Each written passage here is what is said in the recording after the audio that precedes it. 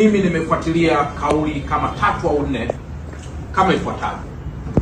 La kwanza, nimefuatilia statement iliyotolewa na Baraza la Maaskofu Tanzania, na imetolewa na makamu wa rais wa baraza, baba na Askofu Zigirwa. Nimeiona kauli ile ikiwa ina utu, ina heshima kubwa sana kwa taifa letu, na pengine ni kauli ya unyenyekevu ambayo inavitaka vyombo vya dola kuweza kubaini aliyefanya au waliofanya jambo hili. Na kwa dhati ya moyo nitumie nafasi hii kushukuru sana Baraza la Maaskofu Tanzania kwa namna ambavyo wameweza kutoa kauli hii ambayo kwetu kama watumishi wa serikali inazidi kutupatia moyo wa kuweza kufanya kazi kwa bidii, kuwasaka kwa kushirikiana na vyombo vya dola wale wote waliofanya hivyo. Lakini pili, nimefuatilia pia statement iliyotolewa na Chama cha Mapinduzi kupitia katibu mtendaji wa chama, Dr. Emmanuel Nchimbi. Kauli aliyoitoa inalaani vikali kwa wote ambao wamehusika kufanya jambo hili. Na mimi kwa dhati ya moyo pia nitumie nafasi hii kumshukuru sana katibu mkuu, lakini naamini statement ile imetolewa kwa niaba ya wanachama wote wa Chama cha Mapinduzi. Aidha, nimefuatilia pia statement kupitia nakala tete ambayo imetolewa na baba Askofu Pisa, rais wa Baraza la Maaskofu, kupitia mazungumzo ya simu na namna pia alivyoonesha mashaka kwa statement iliyotolewa na Jeshi la Polisi Dar es Salaam. Aidha, pia nimefuatilia statement iliyotolewa na Jeshi la Polisi Dar es Salaam ambayo imetolewa na Sakap Mlilo, kamanda wa kanda maalum ya mkoa wa Dar es Salaam. Na mwisho nimefuatilia pia statements zilizotolewa na wadau mbalimbali wa sheria, akiwemo rais wa TLS kaka yangu Mwabukusi, pamoja na watu wengine. Na mwisho nimefuatilia maoni ya watu wema ambayo yametolewa katika mitandao ya kijamii kuhusu shambulio hilo. Statements zote zimenipelekea kwenye hitimisho lifuatalo. Kama mnavyofahamu kwamba katika taaluma ya filosofia huwezi kufikia kwenye hitimisho kama haujawa mjuzi wa premises zilizotolewa.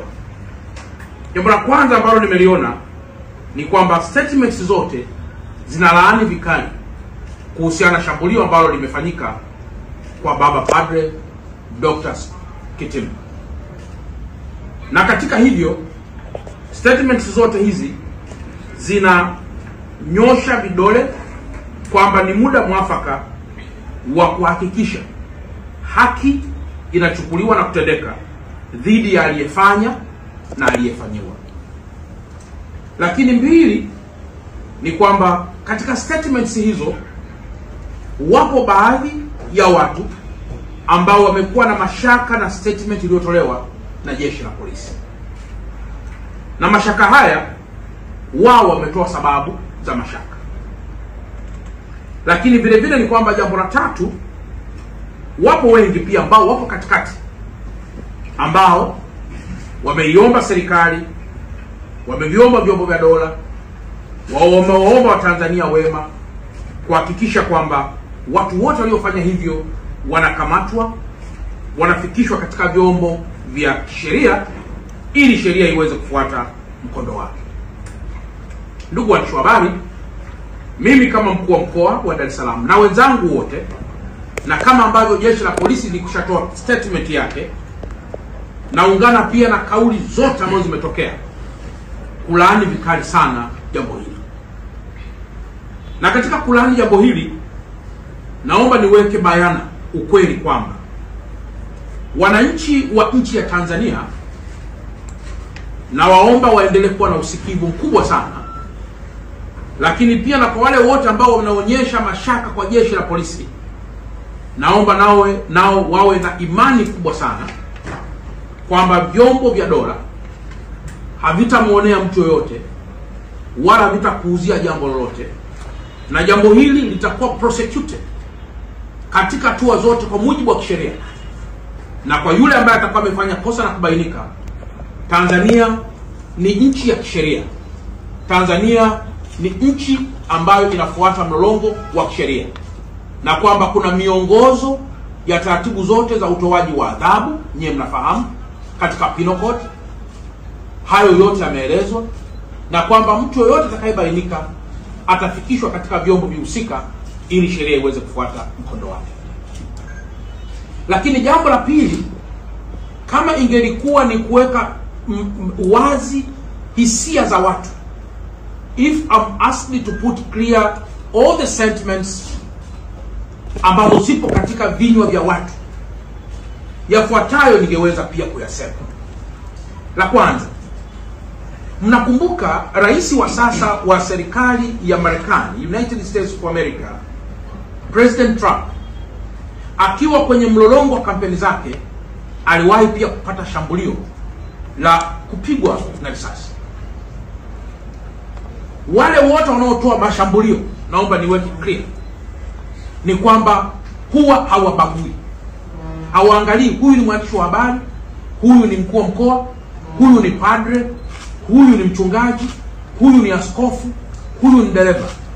Wao huwa hawaangalii, bali wanapofanya tukio la uhalifu wanafanya na kuona almost all people are equal.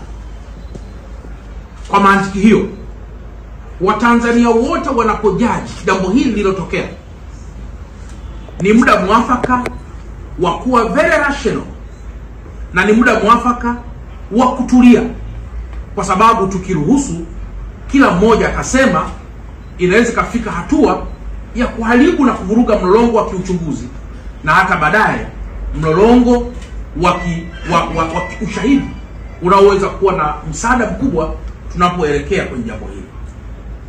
Kwa mantiki hiyo, wale wote waliofanya mashambulio hayo, naomba ni toe rai kwamba tujenge imani kwa vyombo vya dola, kwamba jambo hili litafikia mwisho na aliyefanya jambo hili atabainika. Lakini pamoja na hili, wapo baadhi ya watu, kulingana na kwenye mitandao namna nilivyosoma, wanajaribisha kulihusisha jambo hili na mambo ya kiserikali au na mambo ya kisiasa, na kuona kama vile serikali imefurahia kushambulio la Dr. Time. Naomba niweke clear hapa kwamba mimi Albert John Chalamila, Father Time ni mlezi wangu kiroho, ni bosi wangu aliyeniajiri kama assistant lecturer wa chuo kikuu cha Mtakatifu Agostino. Is my mentor katika masuala ya kitaaluma, being a doctor, na ni mtu ambaye amekuwa na honesty feedback anapotaka kushauri jambo lolote.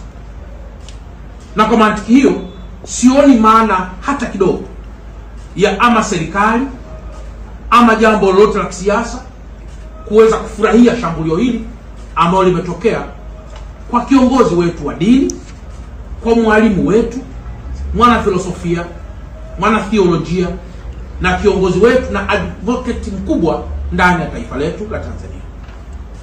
Kwa hiyo niombe kwamba katika mkoa wetu wa Dar es Salaam, hata mimi mwenyewe siku 3 zilizopita nilikuwa nafanya mazoezi mahali fulani, wakatokea vijana ambao walidhani niko peke yangu na kutaka kunipora simu, lakini naamini wangefanikiwa na wangefanikiwa kunijeruhi. Lazima baadhi ya watu wangetamka maneno ambayo si ya kweli. Wangeweza kusema wabaya wa Chalamila wamemdhuru Chalamila, watu wa vyama vya upinzani wamemdhuru Chalamila, watu wabaya au watu wengine wamemdhuru Chalamila. Lakini kiukweli ingelikuwa ni kibaka kama vibaka wengine ambaye alidhana na muibia mtu mwingine tu wa kawaida, lakini kumbe mimi nilikuwa na walinzi ambao yeye hakuwaona. Na mwisho tulimkamata tukampeleka kwenye vyombo vya dola. Kwa hiyo ndugu zangu waandishi wa habari, tunapoangalia jambo hili la shambulio la dokta wetu, la padre wetu, naomba tusimame katikati